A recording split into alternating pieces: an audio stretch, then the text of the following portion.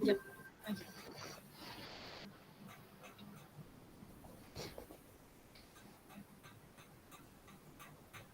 Okay, Assalamualaikum warahmatullahi wabarakatuh. Kami daripada kumpulan 4 untuk HSPE 2022 untuk session 02 yang terdiri daripada Ruzaini Rafiuddin Mirasmek, Nur Khalidah binti Lalim dan saya Farha Adibah binti Azlan akan membuat satu pembentangan tentang kajian kes kami yang bertajuk Kemenjadian Pelajar Berkepeluang KAS bagi lepasan Kolej Vokasional Keningau untuk program pembuatan terabut. Untuk itu kita akan pergi kepada pengenalan terlebih dahulu. Okay, pengenalan kepada TVET ini, TVET adalah pendidikan dan latihan teknikal dan vokasional, adalah proses pendidikan dan latihan yang mempunyai hala tuju pekerjaan dengan penekanan utama terhadap amalan industri. Ianya untuk menghasilkan tenaga kerja yang kompeten dalam bidang-bidang tertentu. Yang kedua, skop TVET ini perlu berdasarkan standard pekerjaan yang diiktiraf dengan penekanan kepada komponen praktikal, kemahiran psikometer dan pendedahan kepada latihan industri. TVET ini diperkenalkan untuk memenuhi permintaan industri dan menyumbang kepada pertumbuhan ekonomi yang berkembang pesat pada hari ini. Oleh itu, untuk kajian kes yang diminta, kami menjana idea untuk mengetahui kemenjadian alumni pelajar berkepeluang KAS dalam bidang TVET dari KV Keningau, itu KV di Sabah. Ianya bertujuan untuk mengetahui sama ada laluan TVET lepasan KV Keningau ini mampu melahirkan insan yang berkemahiran dan berdaya saing bagi membuta mata orang awam, terutamanya yang mempunyai anak jagaan mereka untuk lebih yakin memilih laluan TVET ini sebagai bagi golongan berkepeluang KAS. Okey, seterusnya saya akan memberi Ruzaini untuk menceritakan tentang sejarah penubuhan Kolej Vokasional Keningau. Baik, terima kasih. Saya Ruzaini Rafiuddin akan meneruskan dengan sejarah penubuhan Kolej Vokasional Keningau.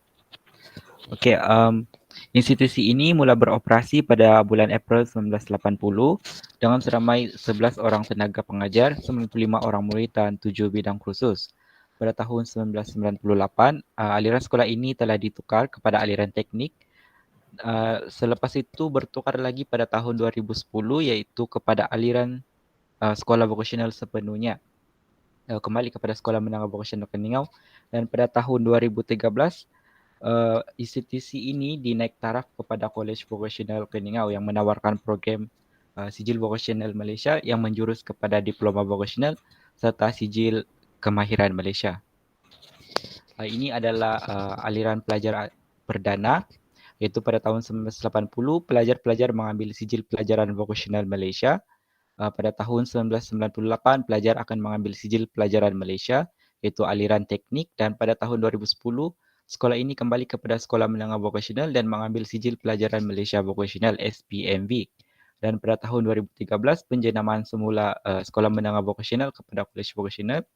Pelajar-pelajar akan mengambil sijil vokasional Malaysia yang menjurus kepada diploma vokasional selama 4 tahun ataupun pelajar boleh memilih untuk mengambil sijil kemahiran Malaysia iaitu selama 2 tahun. Bermula pada tahun 2016 dengan penjenamaan semula Kolej Vokasional Keningau, kursus sijil kemahiran dengan sijil pelajaran Malaysia telah diperkenalkan dan dibuka bagi pengambilan pelajar berkeperluan khas yang mana hanya 2 program yang dibuka pada tahun tersebut iaitu kursus pembuatan perabot dan kursus pendawaian elektrik. Pada tahun 2017 hingga sekarang iaitu 2021, kursus yang ditawarkan bagi pelajar berkeperluan khas yang mengambil SKM dengan SPM adalah kursus pembuatan perabot dan pembuatan pakaian wanita. Okey, baiklah seterusnya saya pas kepada rakan saya untuk menerangkan objektif kajian.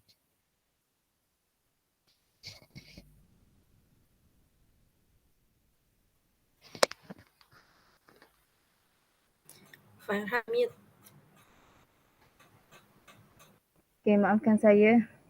Okey, untuk penyataan masalah dan objektif kajian, ianya dibuat untuk mengkaji isu TVET dalam pendidikan yang mana memfokuskan kepada golongan berkeperluan khas.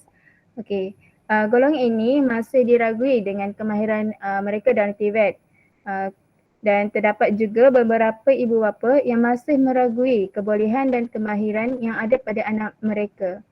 Okay, untuk itu objektif kajian pada kajian kes kali ini ialah pertama untuk menganalisis komponen aktiviti yang sesuai bagi murid berkeperluan khas dari pandangan masyarakat, ibu bapa dan juga guru. Objektif kajian yang kedua pula ialah untuk mengetahui kemenjadian alumni pelajar berkeperluan khas bagi lepasan Kolej Vokasional Keningau bagi kursus pembuatan perabot. Okey, seterusnya kita akan pergi kepada kajian literatur. Untuk pengenalan kajian kes ini, kami diminta untuk melakukan kajian kes berkaitan dengan golongan berkeperluan khas. Oleh itu kami memutuskan untuk mengkaji kemenjadian alumni pelajar dari Kolej Vokasional Keningau. Okay, sasaran untuk kajian ini adalah alumni pelajar berkeperluan khas untuk kursus pembuatan perabot iaitu bagi 3 kohort iaitu kohort 2016, 2017 dan 2018. Ianya bertujuan untuk mengetahui sama ada laluan TVET ini mampu melahirkan insan yang berkemahiran dan berdaya saing dalam sektor pekerjaan untuk membuka mata orang awam khususnya yang mempunyai anak atau anak jagaan mereka untuk lebih yakin memilih laluan TVET ini sebagai laluan untuk mencorak masa depan dan untuk memajukan negara. Okay, kajian ini menganalisis pengajaran dan pembelajaran untuk golongan berkeperluan khas dalam bidang teknik dan vokasional yang masih kurang teliti dalam bidang pendidikan khas. Untuk itu, dua dimensi utama dijadikan asas kepada kajian ini iaitu menganalisis komponen aktiviti yang sesuai bagi murid berkeperluan khas dari pandangan masyarakat, ibu bapa, guru serta mengetahui kemenjadian alumni pelajar berkeperluan khas untuk lepasan Kolej Vokasional Keningau ini bagi kursus pembuatan perabot. Okey, sasaran responden kajian ini terdiri daripada golongan ibu bapa yang mempunyai anak berkeperluan khas yang mengambil kursus pembuatan perabot di Kolej Vokasional Keningau. Okey, seterusnya untuk teori-teori kajian ini, skop kajian akan difokuskan kepada pertama penubuhan institusi pendidikan yang terdapat di Malaysia yang memberikan peluang yang besar kepada pelajar berkeperluan khas dalam mengasah kemahiran yang tersedia ada pada diri pelajar untuk mengikut bidang yang diikuti. Yang kedua ialah kedudukan Kolej KB Keningau ini sebagai institusi TVET dengan memfokuskan konsep asal penubuhan dan sehingga status kini. Yang ketiga ialah kedudukan pelajar berkeperluan khas ini pada masa hadapan apabila sudah menamatkan zaman persekolahannya di zaman pembelajaran KB Keningau ini. Seterusnya ialah pencapaian. Kita akan melihat pencapaian PTV di Malaysia. Okay, untuk itu TV ini menyumbang kepada pertumbuhan dan pembangunan ekonomi negara.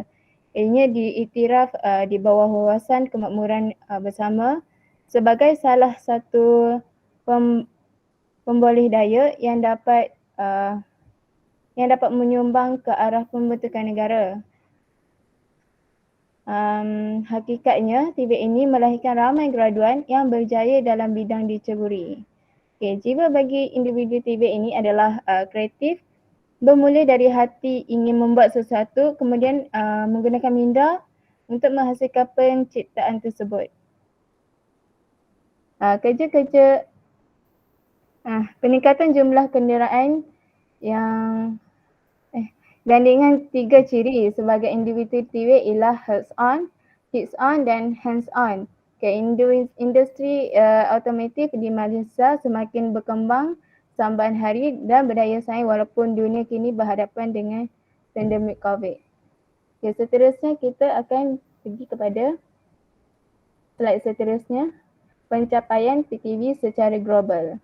Okay, pendidikan teknikal dan vocational ini bukan sahaja mampu melahirkan bilangan pekerja yang mahir, terutama yang terlatih, namun mampu mencipta pekerjaan sendiri yang berbekalkan kemahiran yang dimiliki oleh pelajar tersebut. Ini kerana PTV dipercayai mampu memastikan bidang teknikal mampu berdaya saing secara global. Mereka yang tergolong dalam jurusan TVET ini kebiasaannya gemar mencuba sesuatu yang baru dan menggunakan peralatan mesin TVET untuk meningkatkan kemahiran diri dan mampu memupuk keinginan ke arah pembaharuan. Okay. Pendekatan TVET ini juga dapat meningkatkan kebolehpasaran pelajar untuk lebih berdaya saing dan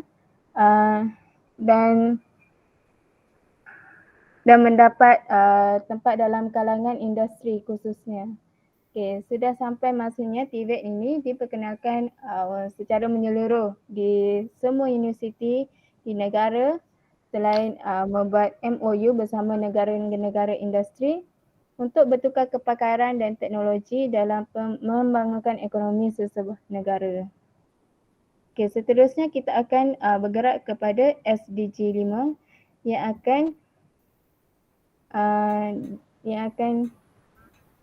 saya akan paskan kepada Khalida. Okey, saya Nurkhalida binti Lalim akan menyambung pembentangan ini di mana saya akan mengambil dalam SDG, iaitu SDG adalah sebuah program pembangunan lanjutan di mana dalam SDG ini terdapat 17 tujuan dan 169 sasaran yang ingin dicapai.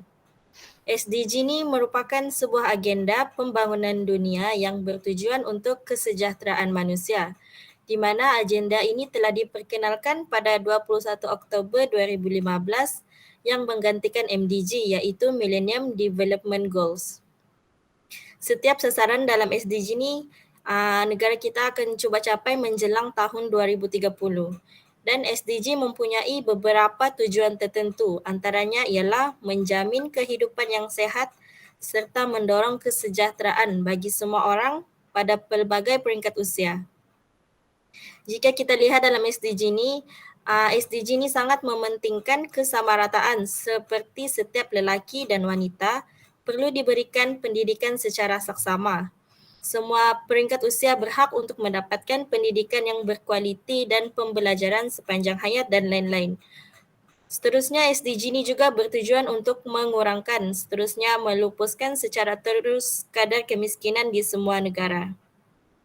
Okey, untuk usaha yang dilakukan dalam SDG ini adalah seperti meningkatkan taraf pendidikan serta memberikan pendidikan percuma kepada semua golongan. Usaha ini sangat bagus kerana dengan ilmu, semua orang dapat bertindak dengan rasional serta mampu untuk mengubah nasib mereka. Okey, step SDG ini telah ditetapkan oleh PBB iaitu Persatuan Bangsa-Bangsa Bersatu. Dalam SDG ini, contoh dalam 17 SDG tersebut adalah seperti No Poverty, Zero Hunger, Good Health and Well-being, Quality Education, Gender Equality, Clean Water and Sanitation, Affordable and Clean Energy, Decent Work and Economic Growth, Industry, Innovation and Infrastructure, Reduce Inequality, Sustainable Cities and Communities, Responsible Consumption and Production, Climate Action, Life Below Water, Life of Land, Peace and Justice, Strong Institutions serta Partnership to Achieve Goal. Jadi berdasarkan kesemua SDG ini, ia sangat penting untuk pembangunan negara pada semua peringkat termasuk sosialisasi dan ekonomi.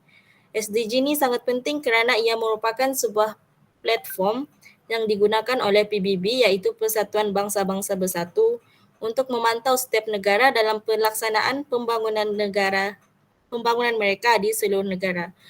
Jadi secara dasarnya SDG ini tidak meninggalkan sesiapa pun di belakang kerana semua golongan dititik beratkan dalam SDG ini, termasuklah orang kurang upaya iaitu orang berkeperluan khas. Okey, saya teruskan dalam sasaran dalam matlamat pembangunan Lestari 8 iaitu SDG 8, di mana matlamat pembangunan Lestari 8 iaitu pekerjaan yang layak dan pertumbuhan ekonomi, di mana ia memupuk inklusif dan pertumbuhan ekonomi berterusan yang mampan, penuh dan produktif pekerjaan dan kerja yang baik untuk semua. SDG 8 ni iaitu mencapai tahap produktiviti ekonomi yang lebih tinggi melalui kepelbagaian peningkatan teknologi dan inovasi, termasuklah melalui tumpuan kepada sektor bernilai ditambah tinggi dan intensif buruh. Jadi menjelang 2030 menetapkan dasar untuk pelancong lestari yang akan mewujudkan pekerjaan. Dalam SDG 8 kami telah mengambil 8.3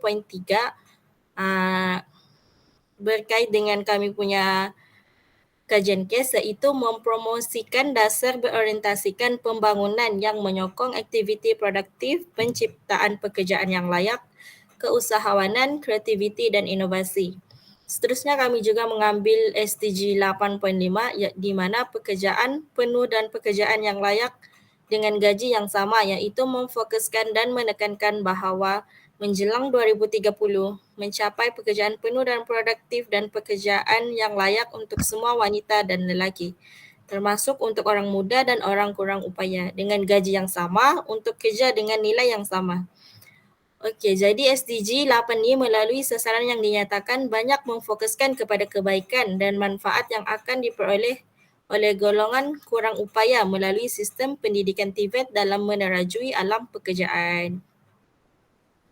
Seterusnya saya akan kembali kepada Farha Adiba untuk isu yang dibincangkan. Okey, untuk isu yang dibincangkan dalam kajian kes ini, yang terdapat 3 isu yang dibincangkan, iaitu yang pertama, kekurangan yang ada pada golongan kurang upaya bagi kategori cukup sifat fizikal, selalunya mempunyai kesukaran dalam pembelajaran.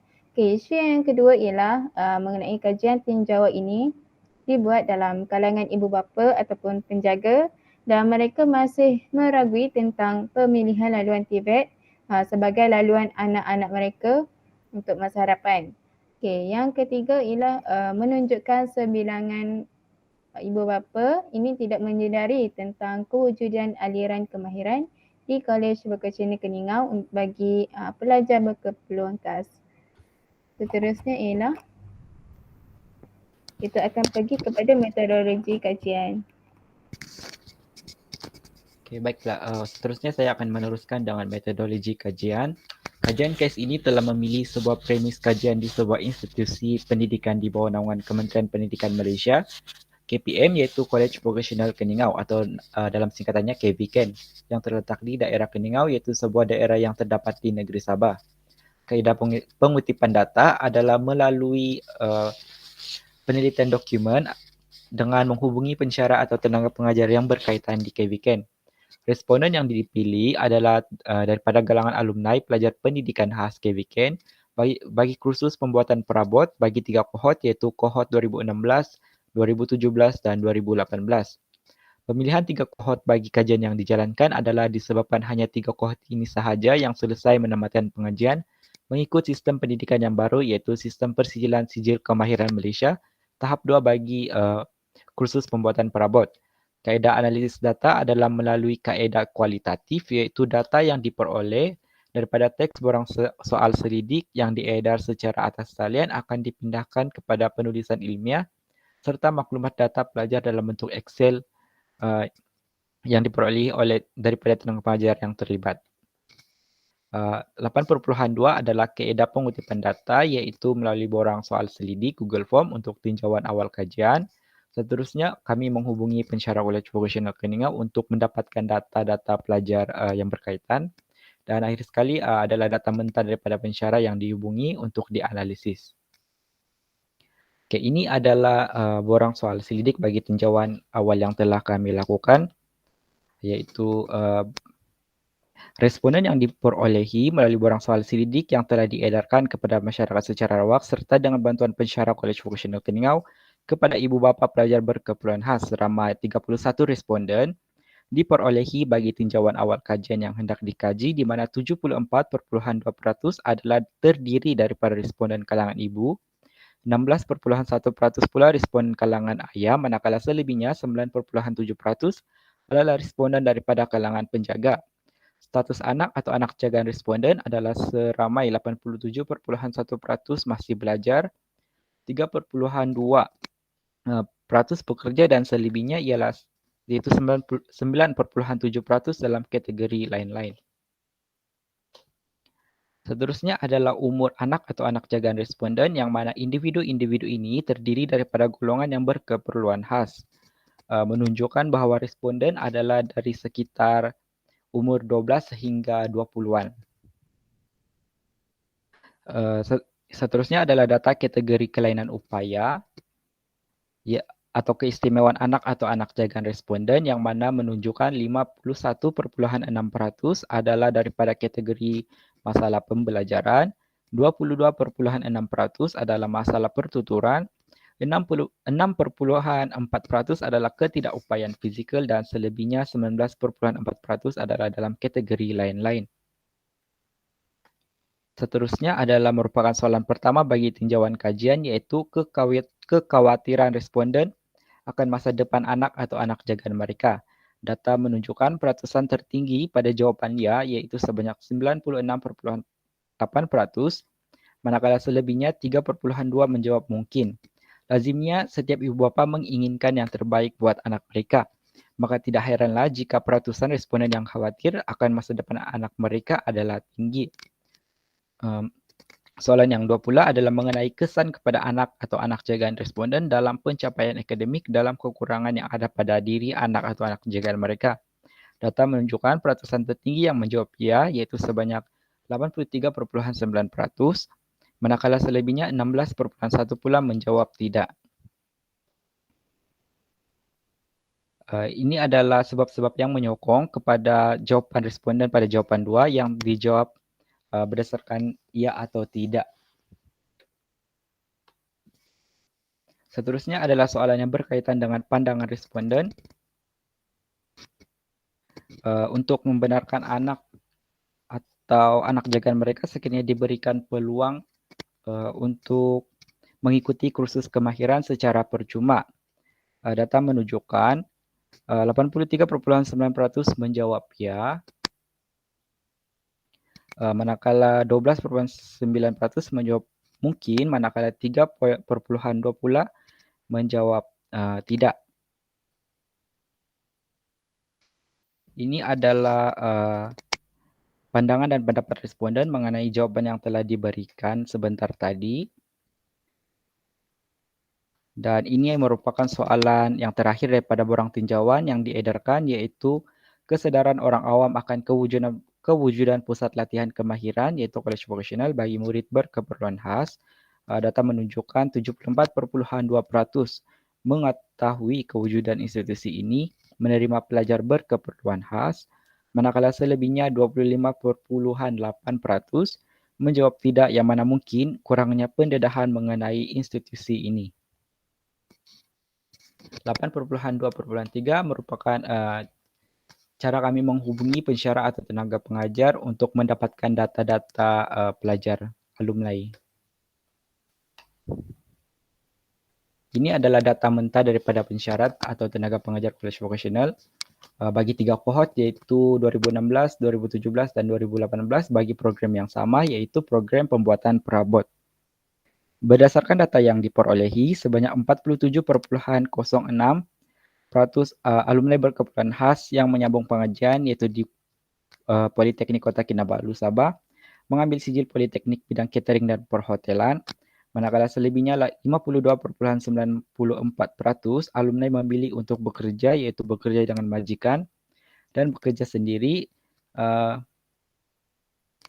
Data yang diperolehi adalah sebaik saja menamatkan pengajian di college, yaitu pada tahun 2018. Ini adalah merupakan data bagi pelajar ambilan kohort 2016. Bagi kohort 2017, data menunjukkan sebanyak 31,25% alumni berkeperluan khas menyambung pengajian juga dalam bidang yang sama di politeknik yang sama, manakala 50% memilih untuk bekerja dan selebihnya 18,75 tidak menyambung pengajian atau tidak bekerja. Dan data ini diperolehi sebaik saja menamatkan pengajian pada tahun 2019. Bagi pelajar-pelajar kohort 2018 pula, sebanyak 46,67% alumni berkeperluan khas menyambung pengajian di Politeknik Kota Kinabalu mengambil sijil yang sama, manakala 33,33% alumni memilih untuk bekerja, yaitu sama ada bekerja sendiri atau bekerja dengan majikan, manakala selebihnya 20% tidak menyambung pelajaran ataupun tidak bekerja. Seterusnya adalah carta alir gerak kerja yang kami tetapkan, iaitu pertama sekali pensyarah memberikan tugasan ini. Setelah mendapatkan tugasan ini, kami berbincang untuk memilih tajuk kajian, iaitu mengusulkan isu-isu yang berkaitan bagi mencetuskan idea pemilihan kajian. Setelah mendapat tajuk, kami menghasilkan proposal dan proposal ini kami bentangkan kepada pensyarah sama ada diterima ataupun perlu penambahbaikan.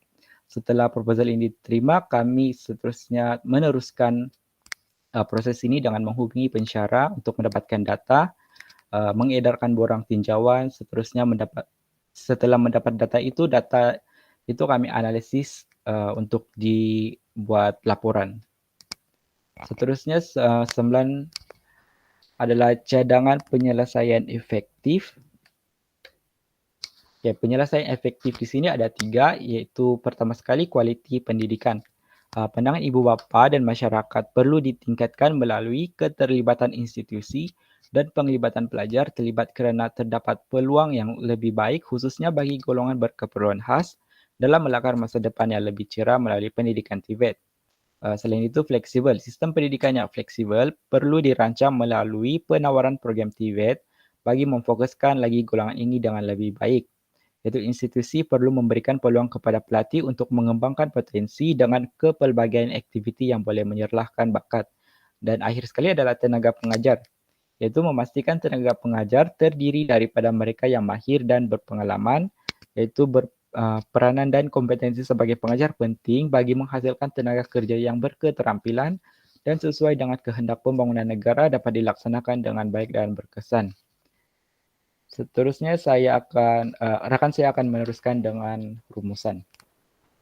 Oke, seterusnya untuk rumusan kami dalam kajian kes kami ini adalah kajian kes yang kami jalankan adalah memfokuskan kepada golongan berkeperluan khas melalui sistem pendidikan teknikal dan vokasional iaitu TVET, di mana kami percaya bahawa golongan ini mampu melakarkan masa depan yang baik dalam bidang TVET seperti insan-insan yang biasa.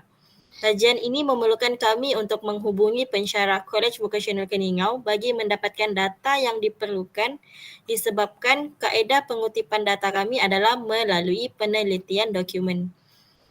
Ini secara tidak langsung memupuk dan membina kemahiran insaniah, iaitu seperti cara berkomunikasi dengan orang secara rasmi, pengendalian kajian secara sistematik, bekerjasama sesama kami, iaitu ahli kumpulan kami dan banyak lagi lah. Untuk kajian kes yang dilakukan banyak memberikan ilmu pengetahuan baru kepada kami. Ia bahkan membuka minda dan sifat kemanusiaan kami melalui perkaitan matlamat lestari mampan, iaitu SDG yang ke-8 dengan kajian kes yang dilakukan. Dalam SDG 8 menegaskan bahawa semua individu tidak mengira jantina, kaum maupun ketidakupayaan mendapatkan hak yang sama rata dalam mendapatkan pekerjaan dan bayaran gaji yang setimpal tanpa diskriminasi sedikit pun. Oleh itu, kajian kes ni turut memberikan pendedahan kepada kami sistem pendidikan TVET di Malaysia secara tidak langsung kerana memerlukan penelitian dan bacaan secara ilmiah bagi menghasilkan laporan kajian kes ni. Pengetahuan yang diperolehi akan menjadi nilai tambah kepada kami di masa akan datang sebagai seorang pendidik dalam bidang TVET ataupun menyambung pengajian ke peringkat yang lebih tinggi jika dimurahkan rezeki dan dipanjangkan umur. Akhir sekali, semua pihak dalam menjalankan kajian kes ini perlu memainkan peranan penting bagi membantu golongan ini untuk mendapatkan pendidikan TVET yang baik kerana ia mempunyai potensi yang besar untuk membantu memajukan negara dari segi ekonomi maupun penghasilan tenaga kerja. Sekian, itu sahaja daripada kumpulan kami iaitu kumpulan 4. Sekian, terima kasih.